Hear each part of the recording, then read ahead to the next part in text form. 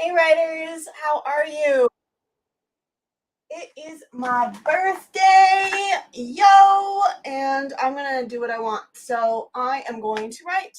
I realize that it is my birthday, and that means it's the end of June, which means that I have like 3 days to prep for Camp Nano. Oops. So I am going to get on to doing that. And this was sort of impromptu, so we'll just let people trickle in. But without further ado, I'm going to start a writing sprint.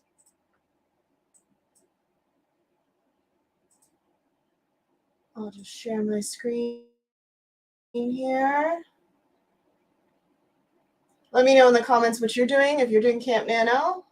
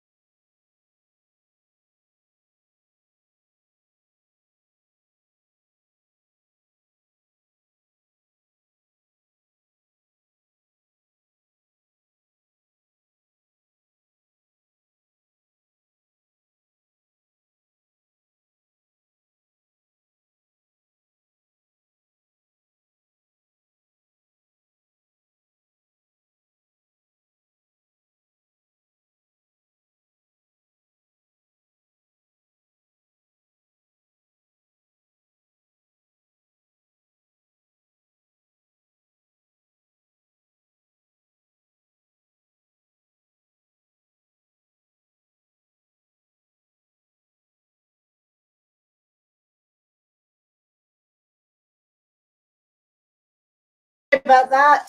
I had some technical difficulties, i.e. my internet sucks.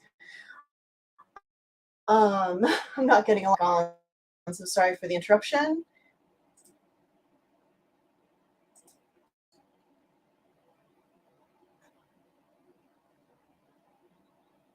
Or maybe I won't.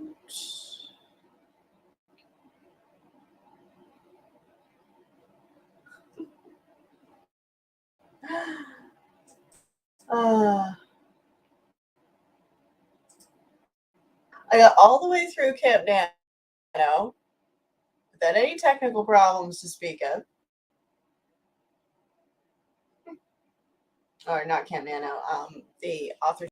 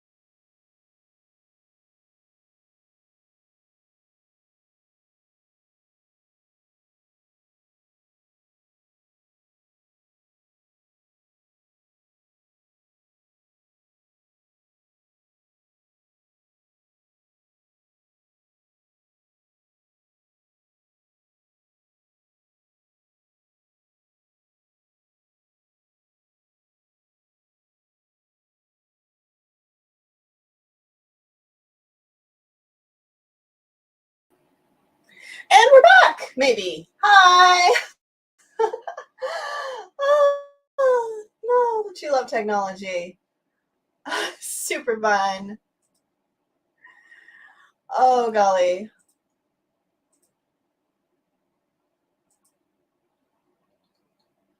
All right. Well, we got Annie back. We got me back.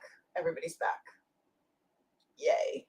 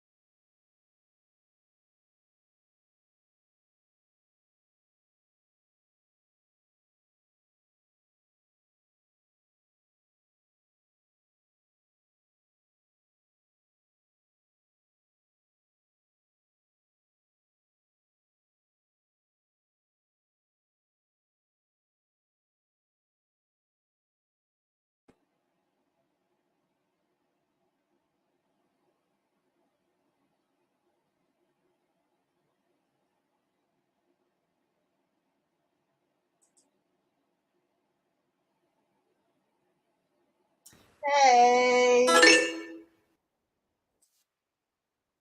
Hi, how you going? I'm not very productive at all. I was very not productive. The opposite of productive. Absolutely. I was mostly trying to deal with my technical problems and my very slow internet, which is driving me crazy right now. Um, but such is the end of the month. It is my birthday. Legit, my birthday actually is. I am very old today. And it being my birthday, this means something very, very significant to all of us. It means there are 3 days until Camp Nano, and I've done no prep. Well, I've written half a page in my journal because my computer wouldn't load.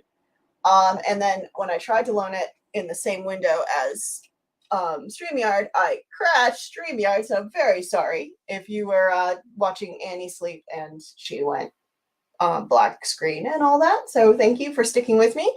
Let me know in the comments what you're working on and we'll have a chat, or we can just drive back into working. Because I might actually get some work done. I think this program might actually load. But you know what's great about being a writer? That's different from pretty much any other job I've ever had, is that you can use a pen and paper to do work when your computer doesn't work.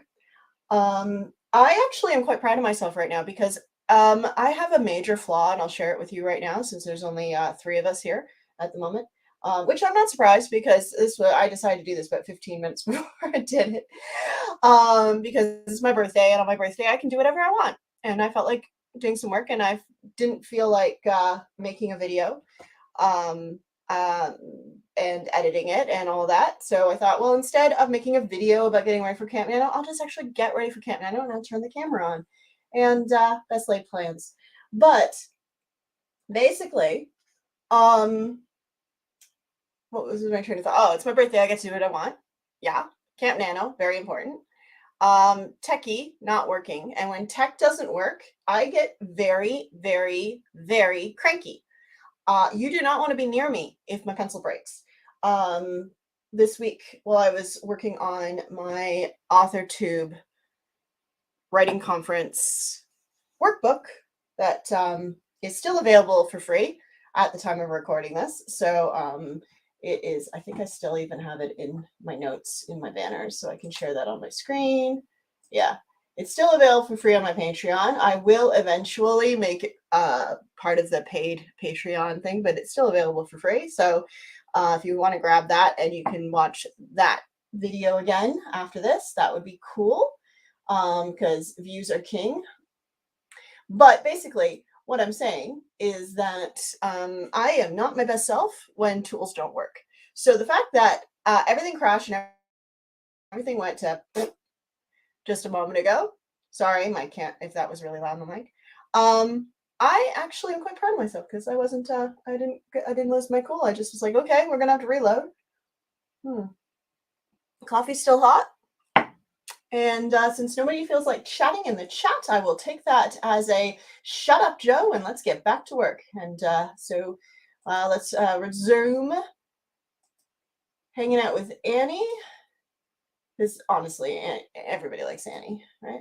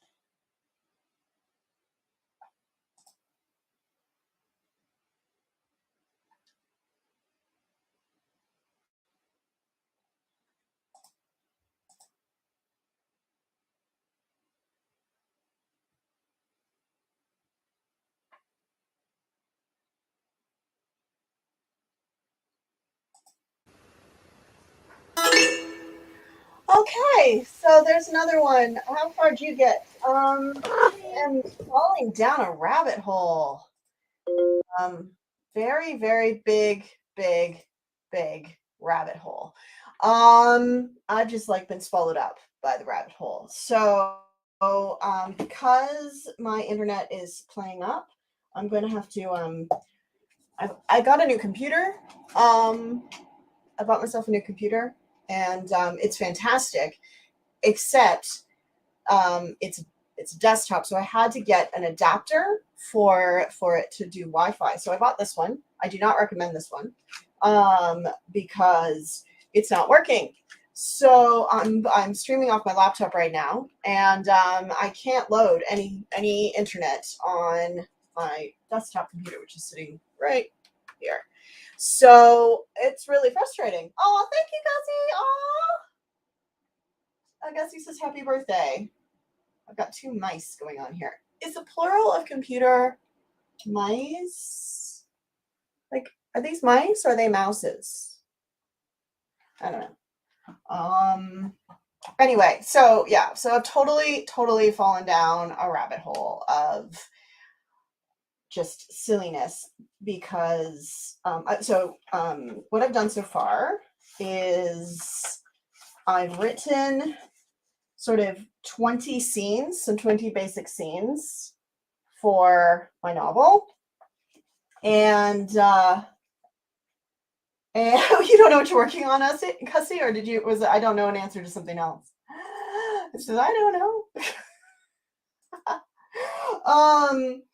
So yeah. So I fell down this rabbit hole of trying to name my characters and trying to figure out how old they are. So I know that my oldest character is going to be about 35. And I know my youngest character is going to be at 22, but I've got this group of friends in the middle that are all the same age. Oh, you don't know if it's mice or mouses. You know what? Maybe later I'll ask ChatGPT. ChatGPT will know. Yeah. So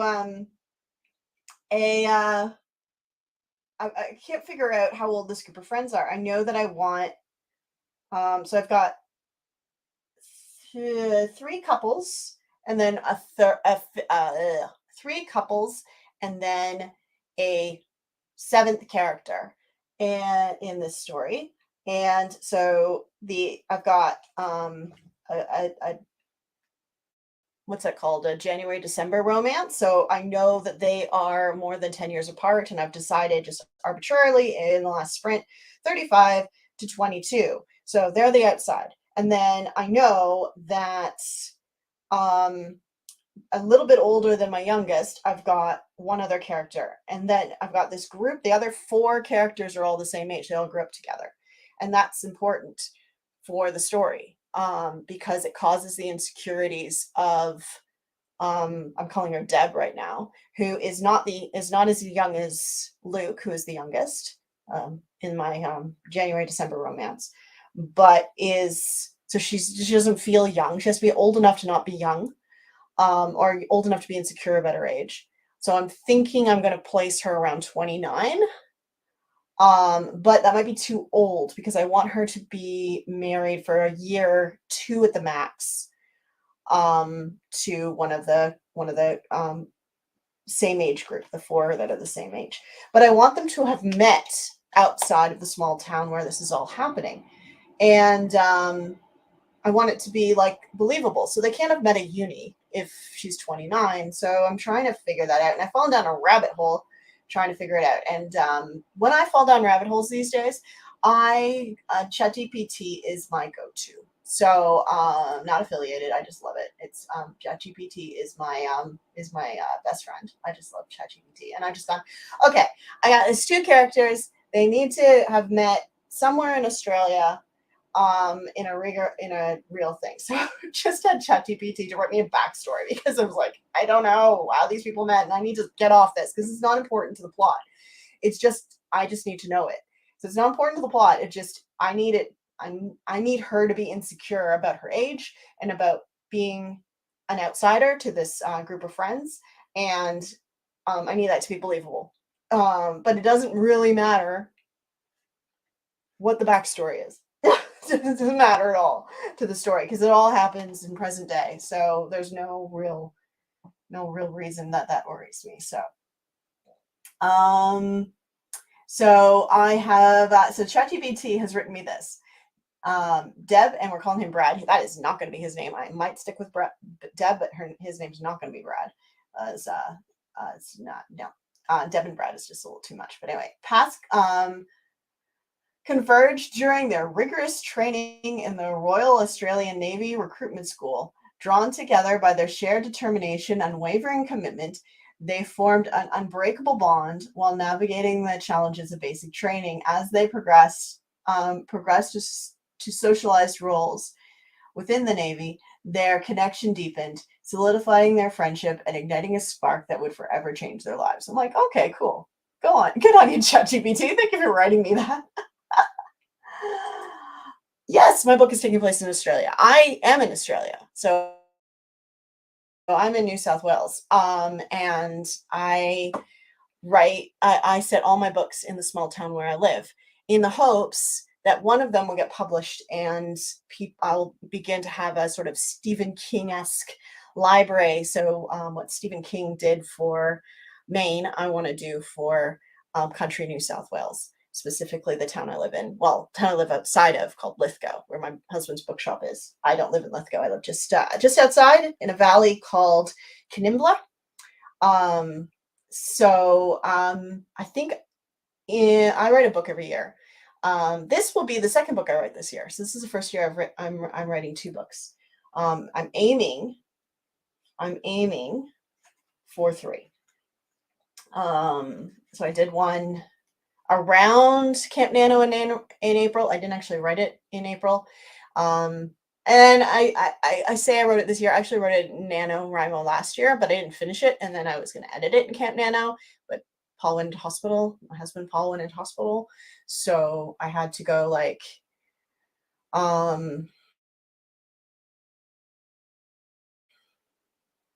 had to rethink that whole thing. And then I got COVID and everything went kind of belly up and pear shaped. And I didn't get to a writing retreat that I was supposed to get to. It's been moved to August. So my plan now is to get this book started, the bones of it done during Camp Nano. And then in August, when I go to this writing retreat, I'm going to polish it and finish it. And then I'm going to start submitting it. Oh, thanks, Lauren. Lauren says it's impressive. It's not. It's not impressive. It isn't. I heard once that Margaret Atwood writes a book every year. She doesn't publish everything she writes, but she writes something every year. And so I set that goal for myself back in 2014.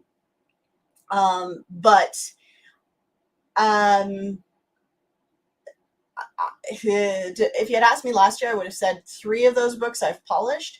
Now, after finishing this Cinderella story that I finished back in May, I would say none of them are polished. I have to go back and do work on them all. So while I say I've written them, they're some of them are just incomplete first drafts or whatever. And by incomplete, I mean I've got sort of the arcing story. So that's first draft bones done, but I've just abandoned them because either I wasn't interested anymore, I got bored or whatever, or yeah. So, and I've switched genres again. So back in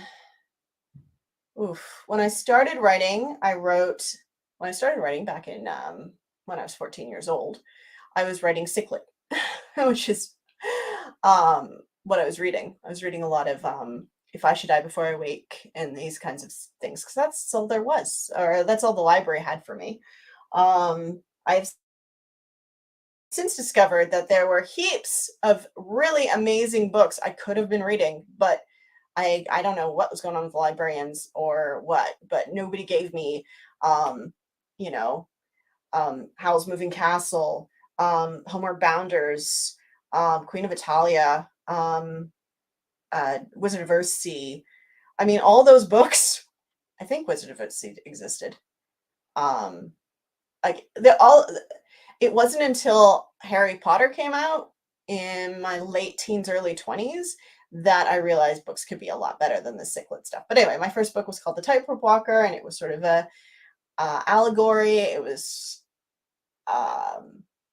not good. And then I wrote a science fiction story after that, which was a novelette, and that one was probably the best thing I wrote in my teens. I will rewrite that one day. But then back in hey, oh, thank you. Gussie says that's a good plan. And yeah, so and then I realized that I made a decision that I would do science fiction and fantasy. It's fantasy, not science fiction. It was sort of if Star Wars is considered science fiction, it was sort of in that genre, alternate universes, that kind of thing. But I mean, there was no science in it. Because I wanted to write a gritty crime story, and I didn't want to swear. And I thought if I could make up my own swear words, then I could swear and I wouldn't be swearing.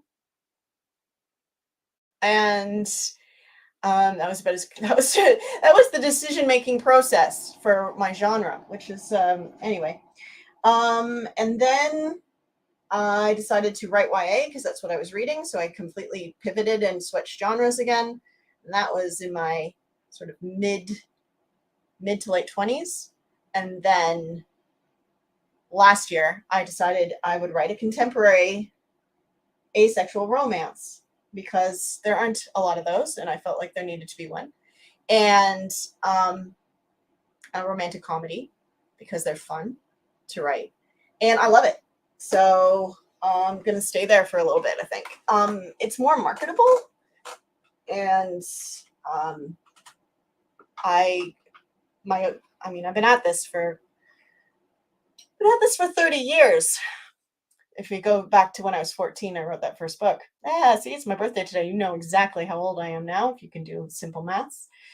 And yeah, so I was like, I actually want to achieve this, and I want to do things. But I kind of, my role model is Margaret Atwood, very well-known Canadian author. You might know The Handmaid's Tale or Alias Grace. Both of those are fantastic TV shows and miniseries. But I grew up with her. You have to read Handmaid's Tale in high school. And so I but she's just a fantastic author. And she's so prolific. And I love that about her. And she's a good storyteller. And I'm a little bit like her in that she never gives a lot away. I always feel like when you're reading a Margaret Atwood book, you're like trying to turn the pages to see what she's going to say. And then you realize that she's never going to tell you. Like Blind Assassin, I still don't know who the protagonist of that book is. I'm still not clear. I've got it narrowed down to 2 people, but I'm still not 100% sure who the story is about. You know, it's one of the sisters.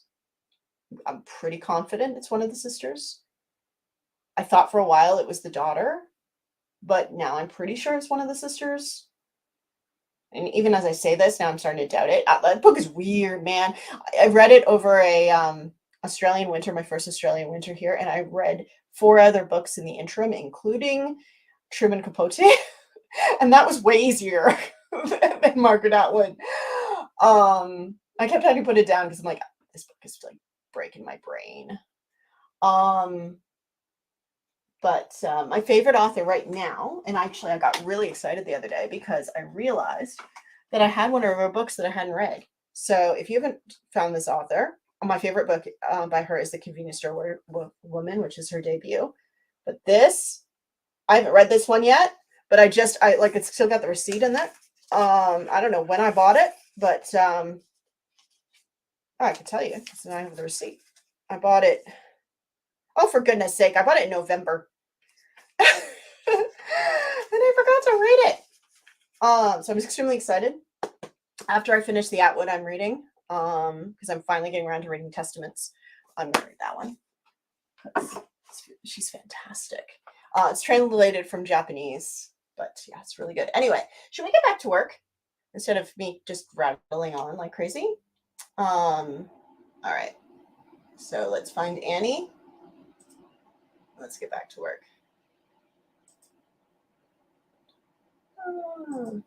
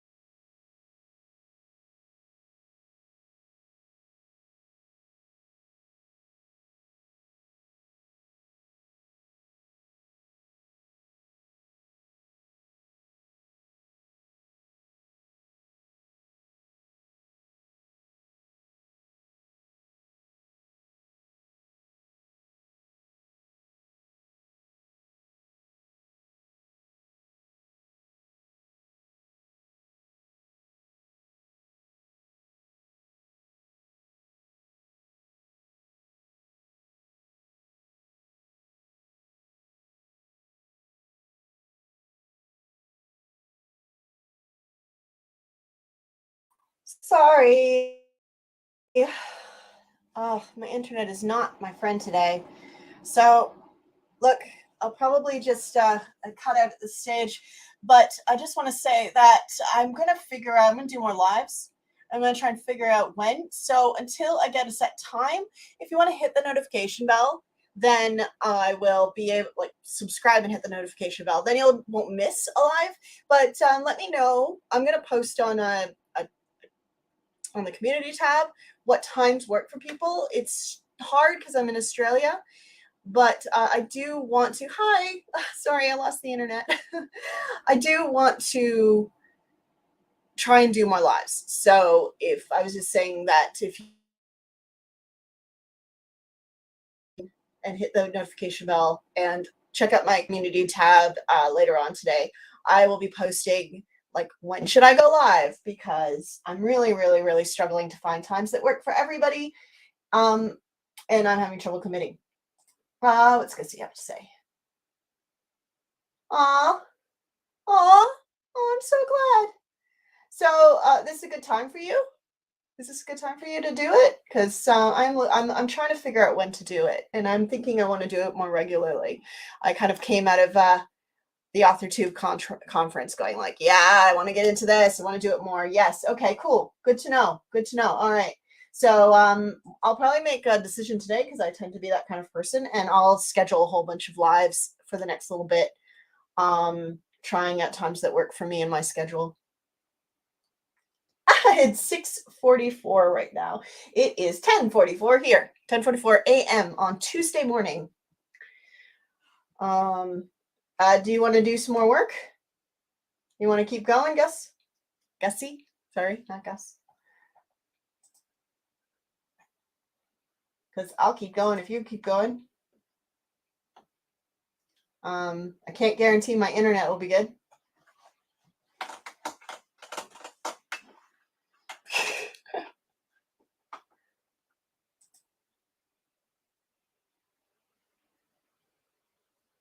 Yeah, let's do it. Let's do it.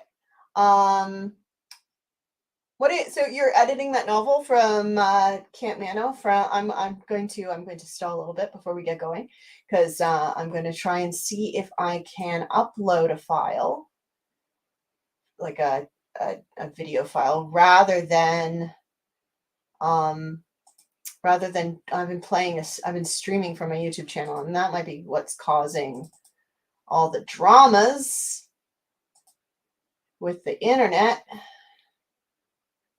But yeah, you were working on a book. I remember there was he owned a distributing company of some kind. I feel like I want to say Fruit and Veg. I don't know if that's actually a thing. But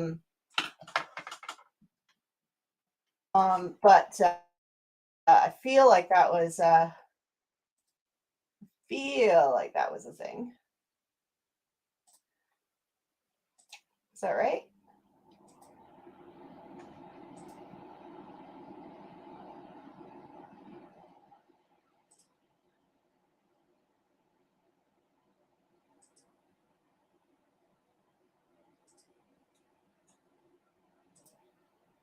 Yep.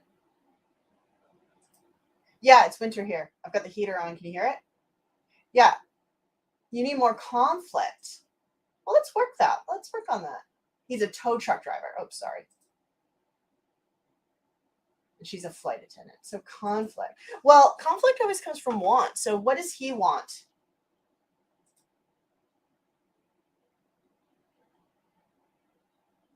Let's go back to him. What does he want? What does the tow truck driver want?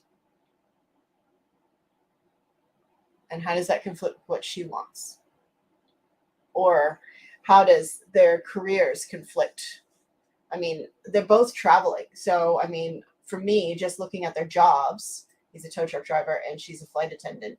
Um, getting time together would be very hard because he would be on call and she would be traveling a lot. So she might have some free time and then he would be on call and he'd have to go and you know, pick up a car or something. And she would feel left alone, and then he would have free time and she would be flying off somewhere and jet setting, and he might feel um like, she has this big exciting life and he's, um like he's somebody you call in an emergency, and often somebody in emergency. They're both in Idaho in the story, but she's going back to LA to fly for the airline. She's been taking care of her sick mother in Idaho. Okay, well, there's conflict. Maybe mom, maybe he doesn't want her to leave. Um, you know, he's he's very rooted where he is, and she wants to travel and see the world. I know that is a conflict that has broken up relationships in real life that I know about, where they weren't flight attendants and tow truck drivers, but he had obligations and commitments and a life where they lived, and she was more of a free spirit and wanted to travel, and the relationship couldn't sustain the two lifestyles. So no matter how they felt about each other, it couldn't sustain it. I prefer a happy ending. Would have been nice. That story didn't have a happy ending, though they both are better off now. But what are you saying? And his eyesight is deteriorating because of black powder accident. Well, that would maybe make him feel, I don't know what his character's like, but does he feel like maybe there's so much conflict here. There's so much conflict. Does he feel like maybe he's not good enough, or he would be kind of feeling that, and she might be focused more on her mother. She plans to go back after New Year. Um, yeah, yeah, no, like that all, I mean, there's lots of conflict. So what I would say, Gussie, is you have the conflict. You're not struggling to find conflict. I mean, you're struggling maybe to um highlight the conflict, maybe. Or maybe you're struggling to focus the conflict, because that's a lot of conflict, and that's overwhelming. Oh, so much conflict. So much conflict. Golly, girl. Golly. You've got um, you know, uh possible continental divide. You've got the fear of being separated. You've got her mother is sick and she's got a focus that's being taken away from him. He's got failing health and possible insecurities, like he's not going to be able to be a tow truck driver if he can't see.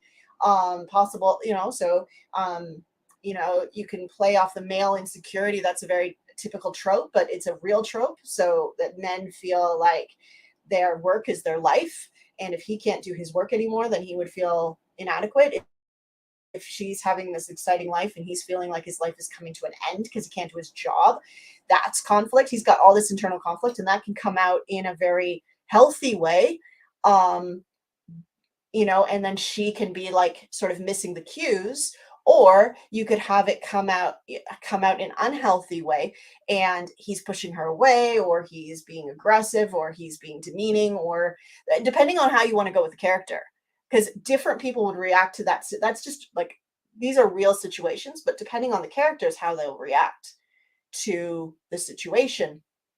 So she may be like a loving daughter who loves her mom and is hyper focused on her mom, or she may resent having to stop her life and come back and take care of her mom. Both those things have conflict in a relationship, because he could take her resentment for her mother personally, because or he could take it in a way that he feels that he's wearing that, or he could just predict that she won't want to take care of him, and so he could like do the noble thing and like pull himself away. There's so many ways you can go with all these things. I mean, lots of conflict. Just depends on what you want to do with it. I don't know if I'm helping at all. But yeah, so much conflict. You just need to like lean into it. When I say I'm struggling with conflict, usually what I mean is I rush it. So I'll um I'll resolve it too quickly. So don't resolve these things. Leave them open-ended if you're writing a novel, or any kind of long form. Like in a short story, you can resolve it really quickly, but in a long form, you want the reader to be in agony. Like, dude, just tell her how you feel, or hey, don't you see he's hurting? Stop being such a jerk and so self-centered, or whatever. Also, think about what they are like at the beginning of the story and what they're like at the end, because in a romance, you always have an internal conflict as well as the external. They need to go through sort of a maturation plot. So she needs to grow up and realize that, life isn't, you can't just run away from life. If she's a flight attendant, you might just be like, I'm just making stuff up here. So this might not be your story, but one way I would maybe tell that story is she is, her kind of go-to is a guy in every port, and when things get hard, she jumps on a plane, she flies away. She can't fly away from mom being sick. She can't fly away from love, and those are the lessons she has to learn. His thing might be pride, um, and the fact that he comes to the rescue a lot. He may have sort of a superhero complex. If he's a tow truck driver, he comes and he saves people all the time, and he might kind of get off on that, and then he can't save himself from going blind, and he's losing his some kind of superpower, which is saving people from being on the side of the road. I don't know. That's just This is just one way that these characters could go. Oh, good. I'm glad I'm helping. I love doing this. I love talking about this stuff. Oh, okay. Cool. Cool, cool, cool. Yeah. So, in a romance, there are certain scenes that the reader expects.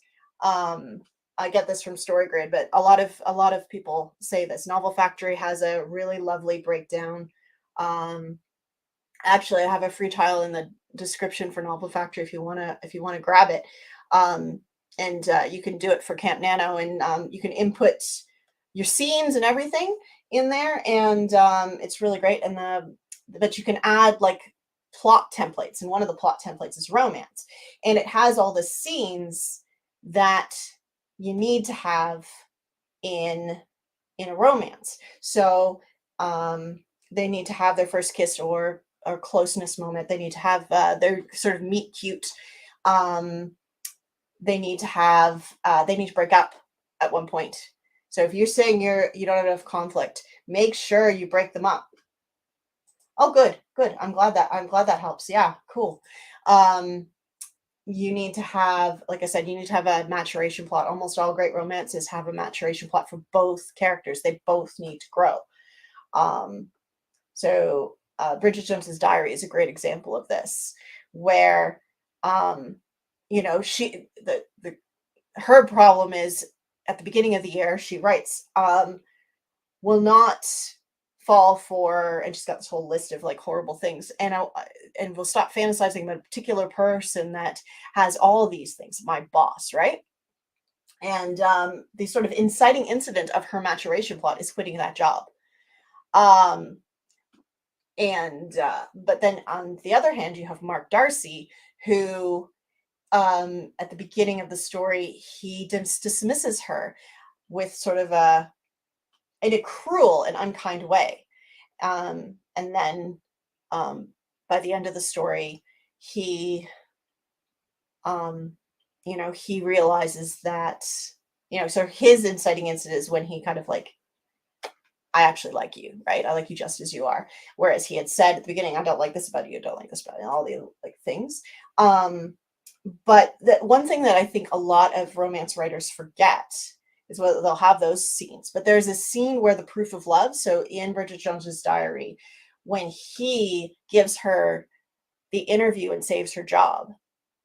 Um, if you haven't seen this movie, it like totally, fakes it. But Pride and Prejudice, which is what Bridget Jones is based on. So he's proud, and she is prejudiced, and she needs to, not look at the face value of people, but realize that people can seem, just because someone is quiet, doesn't mean that they have no value. She prejudges people a lot. Prejudice is prejudging. She prejudges everybody, and she has to learn not to. Whereas he is, he has good, as he says, he has good values, but he was left to follow them in pride and conceit until she calls him out on it. But his proof of love is when he rescues Lydia from her elopement. That's his proof of love. So you need to have that proof of love scene. So maybe, so it depends on who does the proof of love. Proof of love could be she comes back. Maybe she's going to fly before New Year.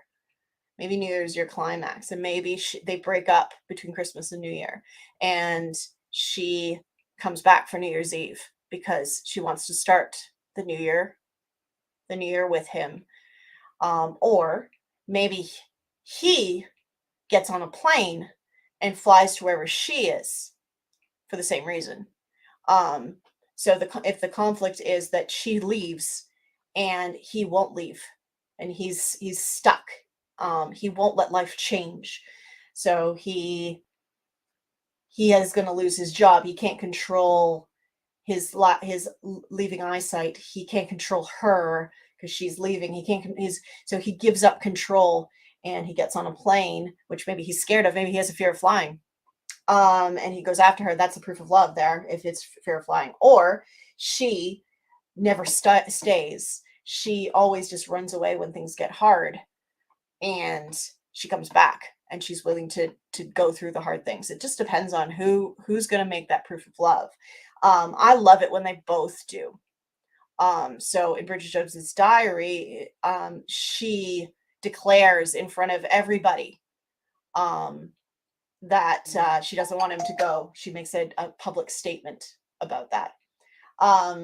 And what's great about that in Bridget Jones's Diary is that her flaw and her greatest strength is her verbal diarrhea. And so it's actually her verbal diarrhea that she does in that moment, which is sort of the climax, if you will. Is any of this helpful? I'm just rattling on and on and on and on. I did say we were going to work again.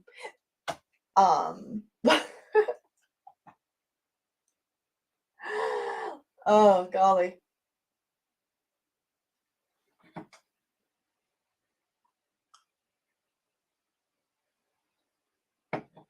But I love talking about. Oh, good. I'm glad. Thank you.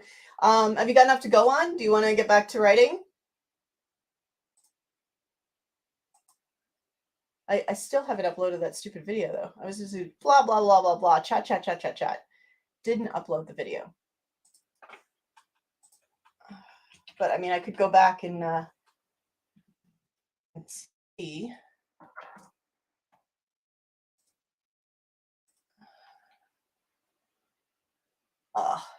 Yeah, I'm not going to download that right now. Let's go back and see. Hi, welcome to the chat. Gussie and I were just talking about her novel, what she's working on, and just workshopping it a little bit. Let us know what you're working on, and maybe we can help you if you need anything, or we can just head straight back into the timer. Let's get started again. Okay, cool. Let me just find Annie again.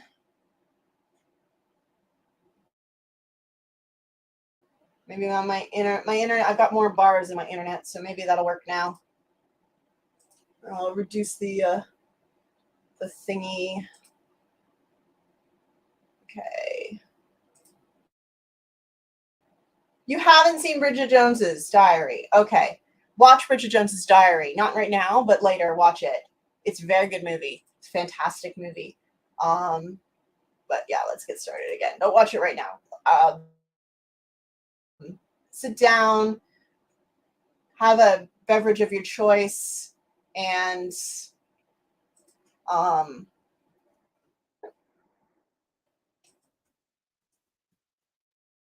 don't do two things at once. But also, I would say take notes. Like, don't just watch it. Watch it like a reader. I mean, you can read the book too. But what I like about watching it like a reader instead of reading it like a reader, watch it like a writer or reading it like a writer, is you can watch a movie a lot faster. So like sit notebook down and like write down your scenes, write down your moments, all that kind of stuff. Because what that'll do is keep you let's do a forest. Because I can't find Annie again. Yeah, just like do what you like, write down the scenes, write down the moments, write down the actions that the characters take, and that'll give you kind of an idea of and then especially like highlight anything. You're like, my novel's missing the proof of love scene, or my novel's missing the first kiss, or my novel's missing the breakup, or what have you. All right, sharing my screen. I got it all.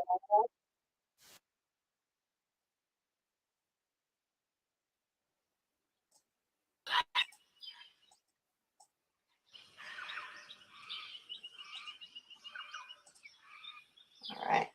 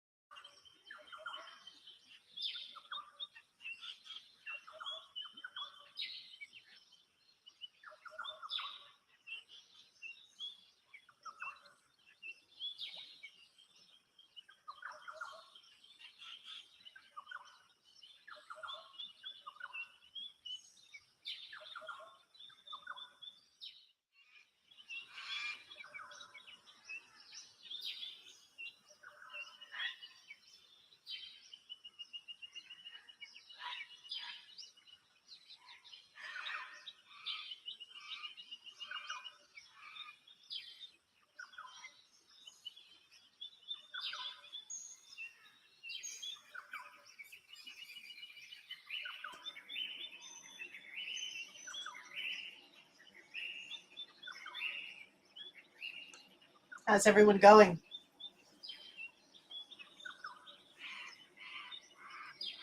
I have had some great success. As soon as I stopped trying to be silly,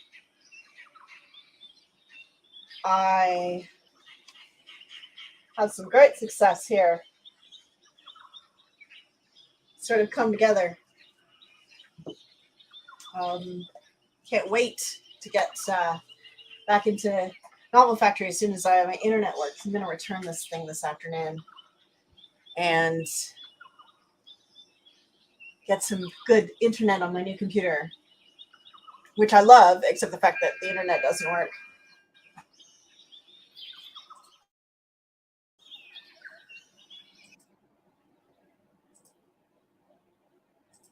So how's everybody else going? Great. Oh, great success. Gussie says, fantastic. Um, oh, wow. Fantastic. Good job.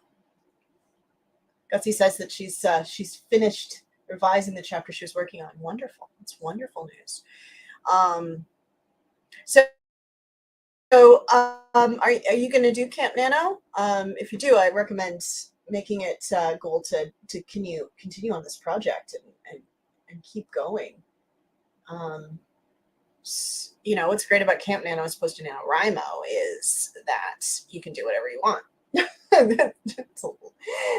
20 minutes zipped by so fast. It did. It really did. This page was blank when I started, and I know it doesn't look like I wrote a lot, but it's a lot of thinking. So what I'm doing here is in this story, I've got 3 couples and one antagonist. So the antagonist is down here, and then I've got across here, I've got the 3 couples, and I've got sort of some of those moments that I mentioned. So one of the moments I didn't mention, or one of the things I didn't mention, one of the tropes in romances, it's really important, is a helper and a hinderer. So in Pride and Prejudice, the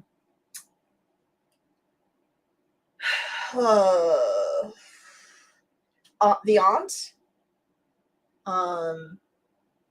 I can't remember her name, her aunt, Aunt Gardner, is quite a helper, especially when they go to Pemberley, and she helps her quite a bit. A hinderer would be the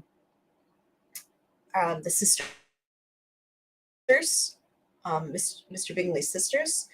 They're a hinderer to both Elizabeth and Jane's romances, because they don't think much of their family. And Jane's case, Darcy actually was as the beginning as a hinderer to Bingley and Jane getting together. Your grandkids are coming over to visit in July. You can, because you can just, you don't have to, it's not like big thing, just, commit to doing 20 minutes a week. You find 20 minutes a week, maybe before the grandkids get up or after they go to bed.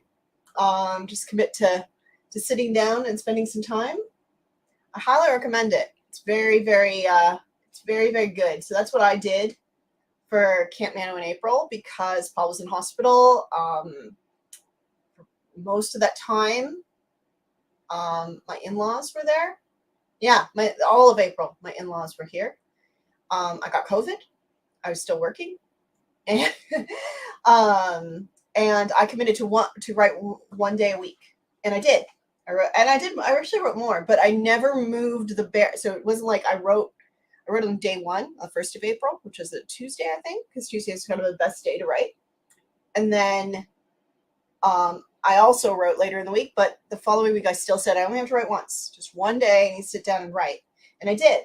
And yeah, it's very, very good to just sort of commit to small commitment, because it's habit forming, and it also helps. But if you say, like, you do it the first day, it's like, say, the 1st of July, you write the 2nd of July, I say, well, next week I'll have to write twice.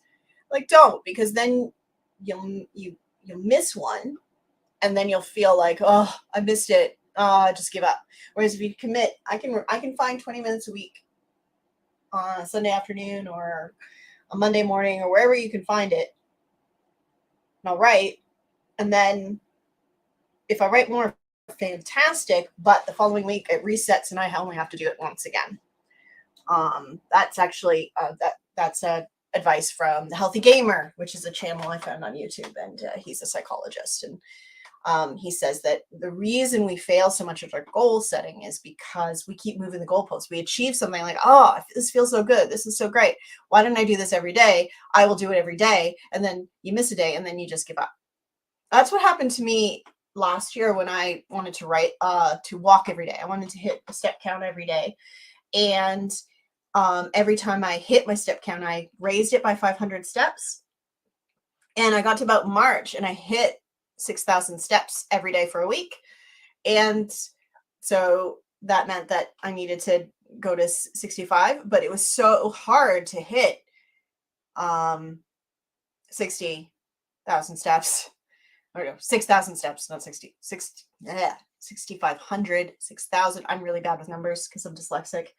And I always want, as soon as you have zeros, I get confused. Anyway, the point is that I hit the goal, raise the goal, never hit the goal again.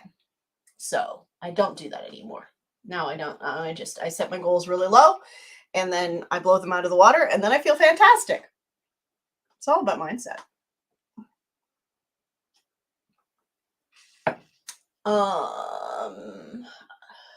So it is what, about 7:30 your time? Should we do one more? We do one more. I've done a lot of work on plot and stuff, but I think I need to do some work on character. So I'm going to sort of do some work on character. Yeah, it is all about mindset. Yeah. Yes. All right. Let's go again. Let's go again. I'll go back to the beginning of this one.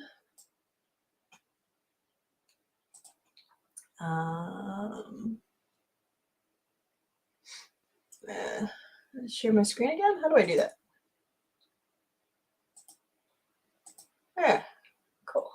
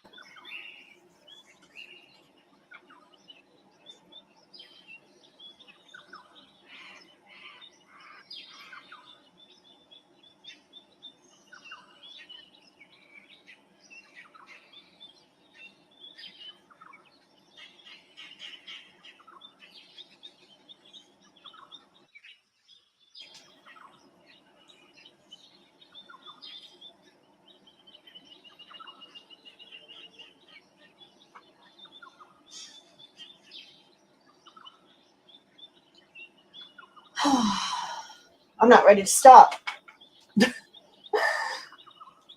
I started writing. So I was trying to find my voice. Oops. Let's try to find my voice. And trying to find, because the narrator is, remember I said you need a hinderer in your romance. So the connection between my three couples is the same hinderer. They have the same hinderer, who I haven't named yet, but she's my narrator. So she's telling the story. So she's obviously a biased narrator, but she's going to be an honest biased narrator. So, which I hope is going to be funny. So, I did a couple of sort of trials to see if there was anything I could kind of bring together to kind of find her voice, and I think I found it. It's sort of, and actually, I sort of describe it here. So she says, "Oh, I'll just read it to you. I mean, if you don't mind." So this is very first draft, very first words written in this novel. So don't judge me too harshly. No one ever asks why I left. The name of the town is enough to bring to mind all sorts of biases so that most people don't need me to expand, and I don't bother to correct them, usually.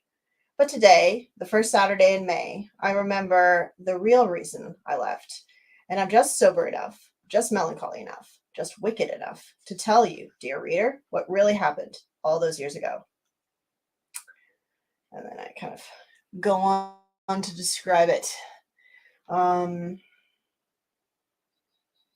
So I'm not sure how much of that I'll keep, but I feel like I found the voice. I feel like I want her a little bit more sarcastic, I think. Just a little bit. So it's funny, not sad. This reads a little sad to me. Thank you. Aww. Thank you, Gussie. Thank you. But yeah, I want it a little less sad, a little more, because it's supposed to be a comedy, and that reads to me a little bit more like on the sad side, a little bit regretful. I don't want it to read regretful at all. I want there to be no regret in this this opening, because then if she starts with too much, she starts with too much regret, then she'll have no journey. And I feel like her journey is going to be towards regret.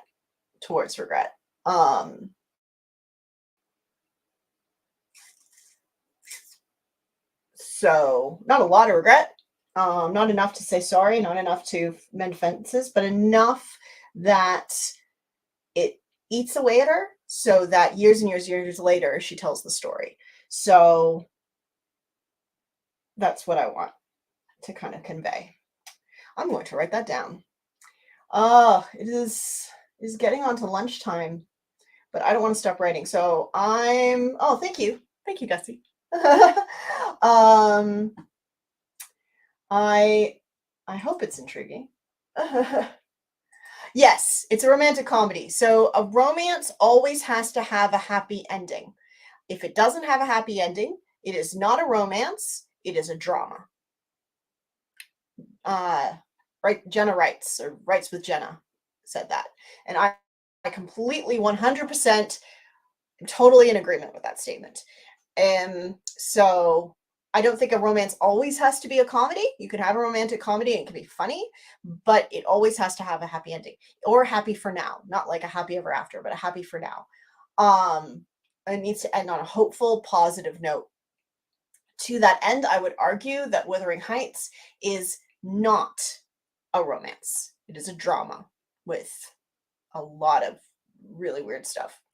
And that is actually why I decided, because I don't know if you were at my workshop on the AuthorTube this weekend, but this was one of the two novels that I tried in that workshop to see which one would be more of a marketing thing. And the other one, which is sort of a Wuthering Heights meets Alice in Wonderland kind of weirdness, I felt like that was not as marketable. So I've decided to write this one first. Not that I will not write the other one, but the other one I will write later. And it's actually it's going to be a complete rewrite of a novel I wrote a few years ago, which I've shopped around and shopped publishers and couldn't sell. So I'm going to actually start from day one and rewrite the whole book. But instead of doing that, I'm going to write this, which is a new story. So this is a romantic comedy. It is sort of loosely based on an old movie called Letter to Three Wives, which is one of my favorite movies. Very, very loosely based. It's a modern version. It's a modern retelling. I'm paying homage to it, I suppose I would say, because the story isn't going to follow the same lines exactly. Like I would say Bridget Jones's Diary has a lot more in common with Pride and Prejudice. But yeah, so that's my thing. Oh, what's my question here? Sorry. Yeah, the couples will have a happy ending, but not the narrator. The narrator is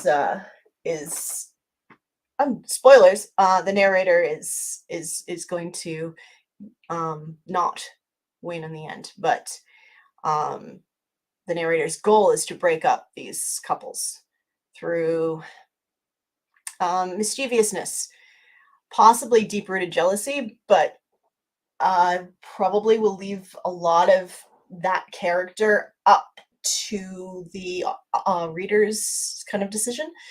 The narrator is just going to tell the story, basically. But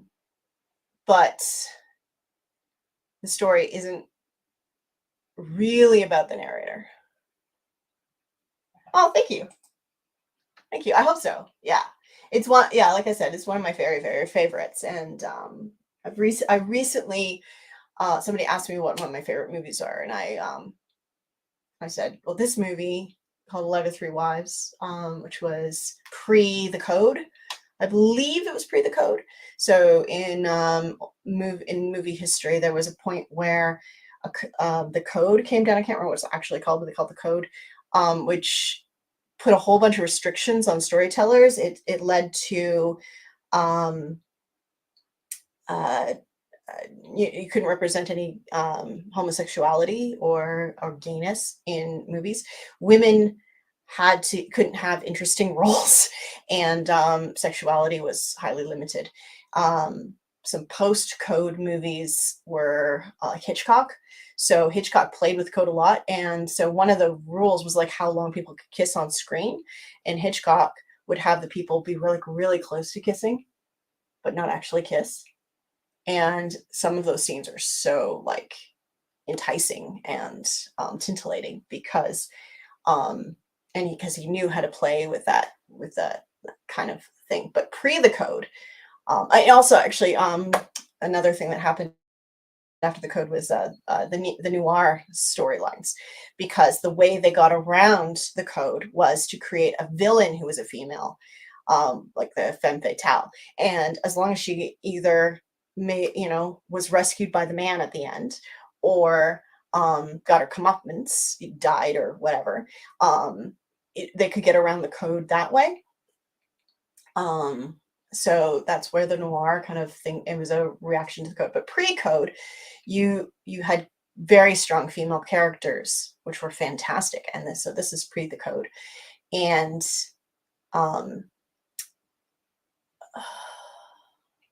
Kirk Douglas, Michael Douglas's father, is in it. And it's a fantastic movie. I think it's on YouTube. But anyway, I was describing it to somebody recently, and I went, "Oh, I love that story." And there's nothing like it, because what happened was the Code got pushed and pushed and pushed and pushed and pushed till it pushed out, but it changed the way we perceive femininity in the world, specifically. So there's a lot of and everything after was either influenced by the code or was reacting to the code. Whereas pre the code, it was just a little more life. So, so the movies beforehand were really fantastic. Anyway, this one is a wonderful story about three wives who receive a letter from a woman who is their fourth friend who has said, "I'm run off with one of your husbands." And they spend the whole day wondering which one it is. And so that's the premise of the story. So I'm going to have these in my story. They're not three women. I've gender flopped one of the wives from the original into a gay man because I feel like that's a more interesting story because she in the original she was a gold digger, and I feel like gold digger is a little bit dated. So I thought in Australia we've just in the last couple of years we've just had gay marriage come out, so I feel like that's more relevant kind of to the timeline. And yeah, so that's my story. Thank you. But I don't want to stop writing, so I'm going to do at least another sprint before I break for lunch. So I hope you will join me now that I've totally just rattled and rattled and rattled on.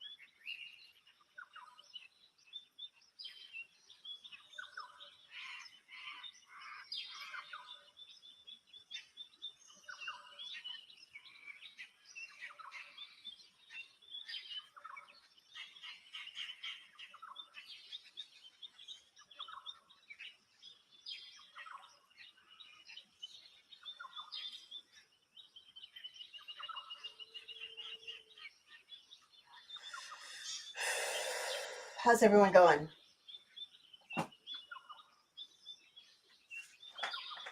I've done a little more writing, a lot more thinking.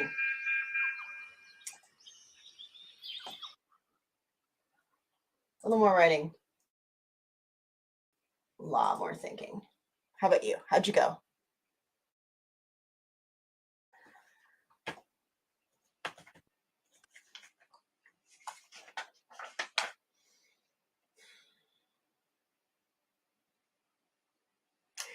I need some name help. I need some name help. I need some good names for 30-somethings.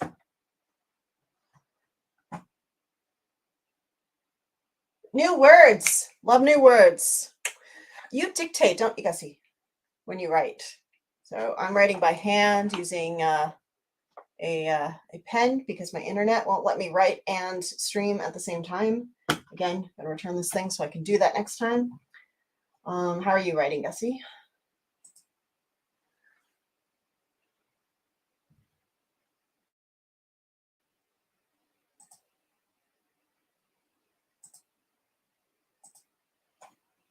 I'll show you. So one thing I do is I found these notebooks. This is not an affiliate. I like it. It's Collins notebook. And then what I've done is I've made a table of contents at the front so that every time I write something, I make this little like color coding on the side so I can see where I am. So the purple, you see, can you see that? The purple is the novel I'm working on, which is Story of the Three there. So that I don't have to switch notebooks all the time, because I used to switch notebooks all the time and then I wouldn't finish a notebook. So thank you. I actually learned that from my friend Heather. She does not have a YouTube channel yet, but she does have a novel out, which I should probably promote because she's fantastic. But she has her first novel out. But yeah, I said to her, I've got a notebook and I love my notebook, but I wrote in it at the beginning of a workshop and now the workshop's done and I've got all this stuff. What do I do? And so she said to do this, and I've done it ever since. And it means that I just keep it in the notebook. So I actually did a short about it a little while ago, but yeah. So a big table of contents. You don't have to color it. I like colors, so I just use pencil crayons. And then I just, every time I add a new element, so you can see, like I've got the AWC there, which was last week, and all my notes on that. So yeah, so that was a really great little tidbit that I got from her. And then I'll start. This is Neil Gaiman's recommended fountain pen. Again, not an affiliate. I'm just sharing what I like to do. It's Lamy. And yeah, it's fantastic. Oh.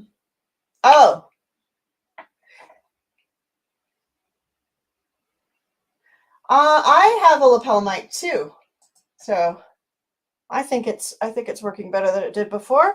Is it noisy? How am I going? So yeah, thank you.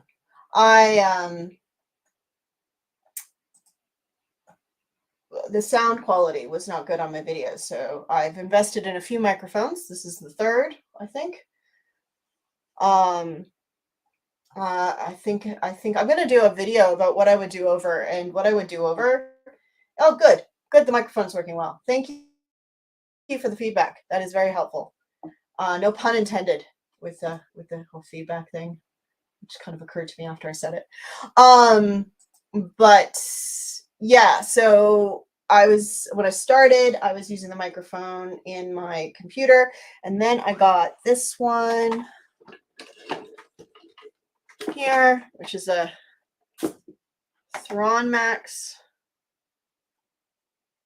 and it was better, but I couldn't connect it to my mobile phone, and the audio on my mobile phone was really bad. So I spent a little more money. Actually, I think this was the same, and I got this one and then I got a little adapter and so I can stick it into it's stuck into my headphone jack, which is why I have to Bluetooth my headphones. But this doesn't have a headphone jack because it's a newer phone. So I got a little adapter that plugs into where you charge it there. And so I can record using a microphone, and it's got this really long cord, like extremely long cord, like seriously long cord. So I can, and there's a knot in my cord. Oh no, it's not. Okay. So it's plugged into my laptop, and I can just like walk away from you and like walk into the other room and keep talking and keep talking. I was like, oh, I don't know why I would need a cord this long. So this like ridiculously long cord that is makes my desk look really messy, but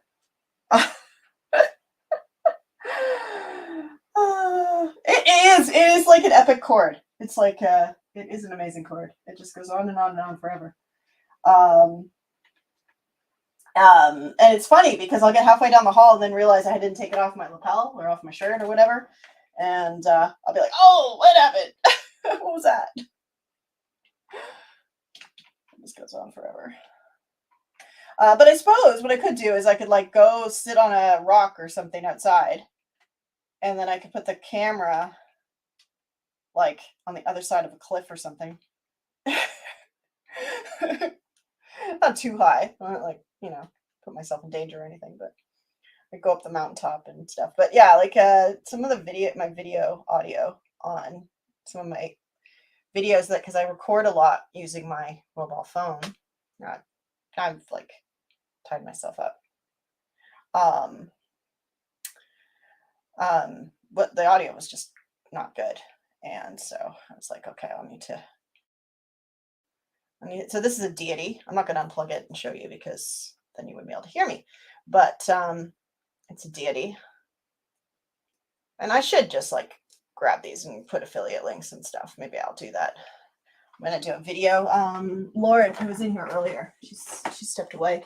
She asked me if I had any tips for authors for marketing, and I do. Trial and error has been my way of doing this, and I am not a gatekeeper. So she's inspired me, and I'm going to do a video coming up in the next couple of weeks, and I'm going to say what I would do over. So I've been doing this for. Look, I officially decided to go all in on content creation in sort of May 2021. It's 2 years. Since then, I started a new channel. So at the time, I had my channel, which is called Every Story My Story, or Vienne and Joe. I'm not sure. It went through a lot of names, but Vienne kind of took over the channel. It's my daughter, and it still exists. But I realized that I needed to kind of like separate my branding, because I had this like channel where I was just playing with Vienne. Basically, there's a lot of Barbie videos on that channel, and it wasn't really wanted to do. So sort of in August or September of 2021, I decided I would go all in on YouTube and start from scratch. So I did, and I wish I knew then what I know now. Oh, you like to pace while you're dictating? Yeah. Okay. So this is the deity. Sorry. Gussie, you asked me a question and I just like didn't even notice. This is the deity. I will, anyway, in that video where I'm going to go back, I would have bought this microphone first.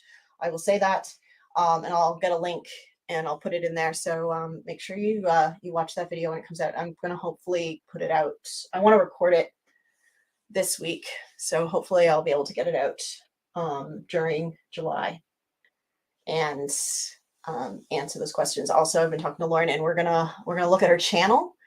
I see she's making a lot of the same mistakes that I made in the beginning, and that I'm just kind of correcting now. So we're gonna go live, and we're gonna like look at her channel, and I think she wants her sister her sister's channel to do it too. And we're going to look at those together. And we're just going like, look, here's what you can do. Here are your choices. This was the data's telling us.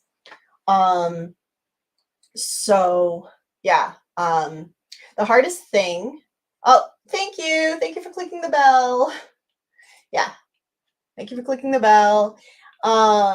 Yeah, so I'll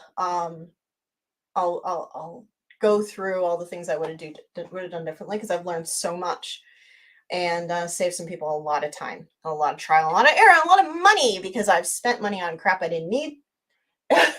And yeah, just let everybody know what I would do differently, what I am sort of doing differently now. And the real eye-opener was some people that started after me have gotten further than me, and looking at them and going, what are they doing differently? What's their kind of strategy? And yeah.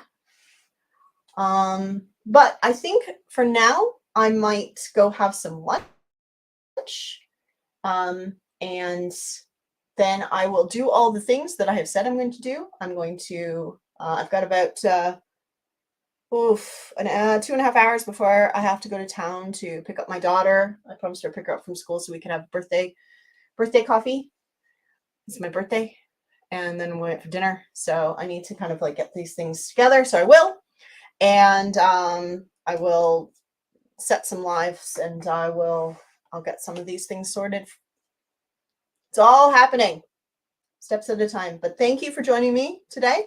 And if you're watching this on replay, let me know in the comments what things you want. I read every comment, I reply to every comment, and it actually tells me exactly what I want to do with my channel, because I am not doing this just for me. I'm doing it because I want to see lots of authors succeed. I think AuthorTube should rule YouTube, and it doesn't, and I think it should. And I'm trying to figure out how we can rule YouTube, because we should. See ya.